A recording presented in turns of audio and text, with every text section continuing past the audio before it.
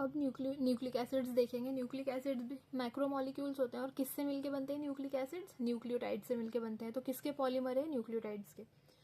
जो इनको बनाते हैं उसे मोनोमर बोलते हैं और मोनोमर से मिलके जो बड़ी चीज़ बनती है वो पॉलीमर होता है। तो मोनोमर कौन है? हमारा न्यूक्लियोटाइड। तो न्यूक्लिक एसिड किसका पॉलीमर हुआ? न्यूक्लियोटाइड का पॉलीमर हुआ। अब न्यूक्लियोटाइड किस चीज़ से बनता है? 3 चीज़ों से मिलके एक न्यूक्लियोटाइड बनता है।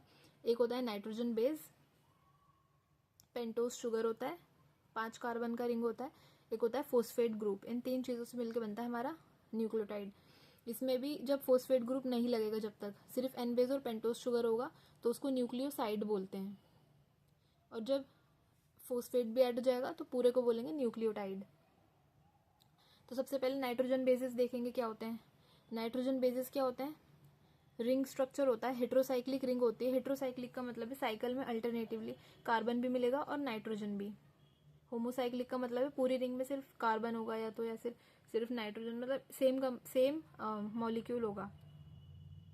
लेकिन हेट्रोसाइकिल में अलग अलग होगा, कार्बन के साथ नाइट्रोजन भी मिलेगा, इसीलिए तो नाइट्रोजन बेस है, क्योंकि नाइट्रोजन प्रेजेंट है।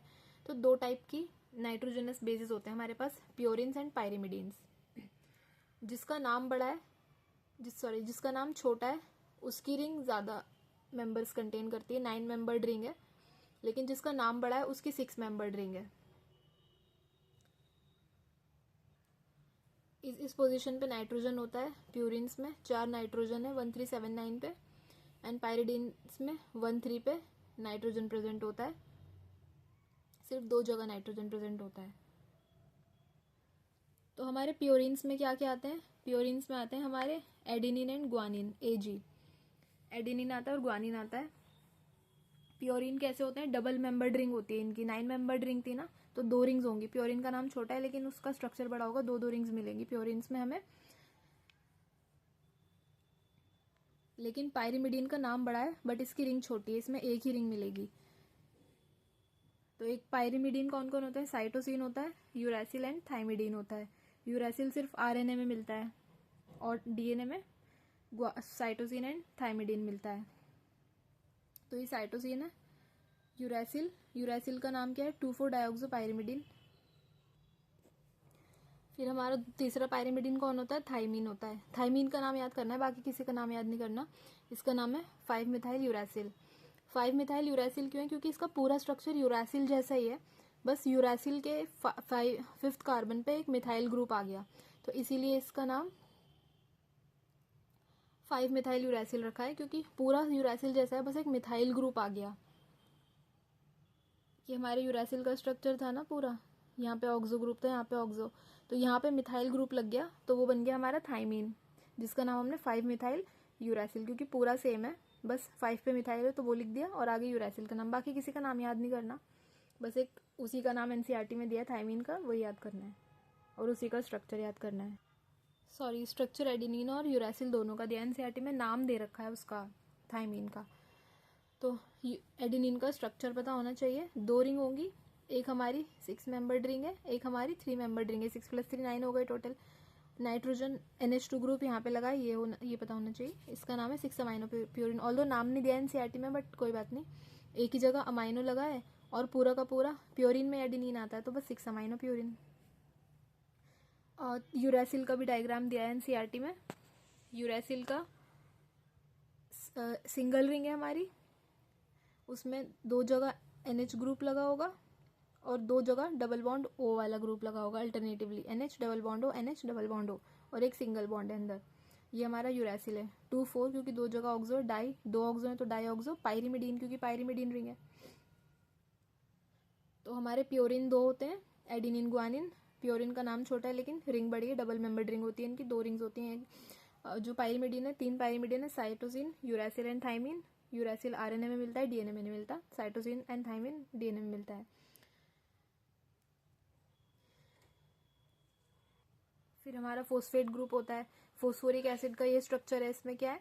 3 OH और एक डबल बॉन्ड O। जब हम इसमें से 3 OH निकाल देंगे तो 3 माइनस लग जाएंगे।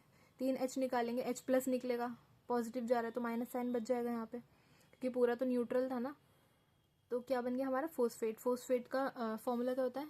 PO4 3 माइनस हो गया ना, PO4 4 और एक 3 माइनस। तो फोस्फेट का देन पेंटोज शुगर जो मेन है, पेंटोज शुगर में एक तो आरएनए होगा, बीटा राइबोज। बीटा क्यों? क्योंकि इसका OH ऊपर है, ये भी बीटा है। बीटा मतलब OH ऊपर है। अल्फा बीटा में OH की पोजीशन ऊपर नीचे होती है। बस बीटा इंपॉर्टेंट नहीं है। यहाँ पे आरएनए का स्ट्रक्चर और डीएनए में डिफरेंस क्या है? आरएनए में यहाँ पे OH लगा है, डीएनए में यहाँ पे H है, क्योंकि डीऑक्सी है, ऑक्सी हट गया इसमें से सेकेंड कार्बन पे से। कार्बन नंबर पता होना चाहिए कहाँ पे डीऑक्सी है ये, और बाकी सब सेम है। 5 मेंबर्ड है, 1 2 3 4 5, 1 2 3 4 5, सेंटर में यहाँ पे O। तो ये हमारा पेंटोज शुगर का स्ट्रक्चर है। अब नाइट्रोजन बेस एडिनिन होगा, तो उसका न्यूक्लियोसाइड को क्या बोलेंगे? न्यूक्लियोसाइड के आगे ईन लगेगा हमेशा उसमें, क्योंकि फोस्फेट ग्रुप नहीं है, फोस्फेट ग्रुप एसिडिक होता है, वो नहीं है। ईन लगेगा। एडिनिन का एडिनोसिन, ग्वानिन का ग्वानोसिन, साइटोसिन का साइटिडीन, यूरेसिल का यूरिडीन, थाइमिन का थाइमिडीन। तो ये जो साइटोसिन है, यूरेसिल है और थाइमिन है, ये तीनों क्या आते हैं? एडिनिन ग्वानिन हमारे प्योरिन्स हैं और ये हमारे पायरिमिडीन्स। तो इसीलिए प्योरिन के आगे इनिन, पायरिमिडीन के आगे डीन लग गया न्यूक्लियोसाइड में। लेकिन जब न्यूक्लियोटाइड बनेगा, न्यूक्लियोटाइड एसिडिक होता है, उसमें एसिड लग जाएगा, एडिनिन का एडिनाइलिक एसिड। या फिर न्यूक्लियोटाइड कब बनता है? जब इसमें न्यूक्लियोसाइड में एक फोस्फेट ग्रुप ऐड होता है, एक फोस्फेट हुआ, तो इसलिए एडिनोसिन मोनोफोस्फेट, शॉर्ट में AMP, एडिनोसिन मोनोफोस्फेट। ग्वानिन का ग्वानाइलिक एसिड या फिर ग्वानोसिन मोनोफोस्फेट, साइटिडिलिक एसिड या साइटोसिन मोनोफोस्फेट। तो ये डिफरेंस है nucleoside, nucleotide and N basis.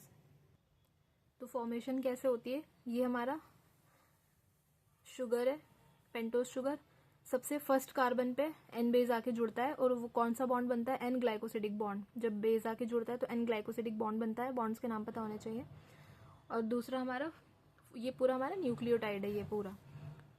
फिर हमारा यहाँ पे 5th कार्बन पे जुड़ेगा हमारा फोस्फेट ग्रुप, और बॉन्ड कौन सा बनेगा? फोस्फो ईस्टर बॉन्ड, अल्कोहल और फोस्फेट के बीच में, क्योंकि फोस्फेट ग्रुप एसिडिक ग्रुप है, इन दोनों के बीच में बनेगा फोस्फो ईस्टर बॉन्ड। तो ये हमारा पूरा न्यूक्लियोटाइड है। ये पूरा तो एक न्यूक्लियोटाइड है। इतना पार्ट क्या है? ये न्यूक्लियोसाइड, फोस्फेट को हटा के, और पूरा का पूरा हमारा न्यूक्लियोटाइड। अब ये फोस्फोडाइस्टर लिंकेज क्या होता है? दो न्यूक्लियोटाइड्स के बीच में, क्योंकि ये दो न्यूक्लियोटाइड्स को जोड़ रहा है, तो डाइस्टर बॉन्ड। ये नीचे एक न्यूक्लियोटाइड है, ये ऊपर एक न्यूक्लियोटाइड है।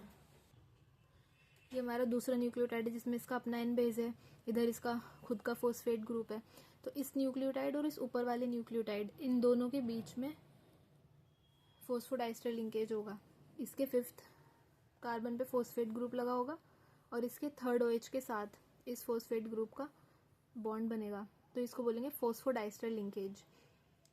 डाइस्टर क्योंकि दो लिंकेज है इसके, एक इसके साथ और एक इसके खुद के साथ, दो न्यूक्लियोटाइड्स को जोड़ रहा है हमारा फोस्फोडाइस्टर लिंकेज।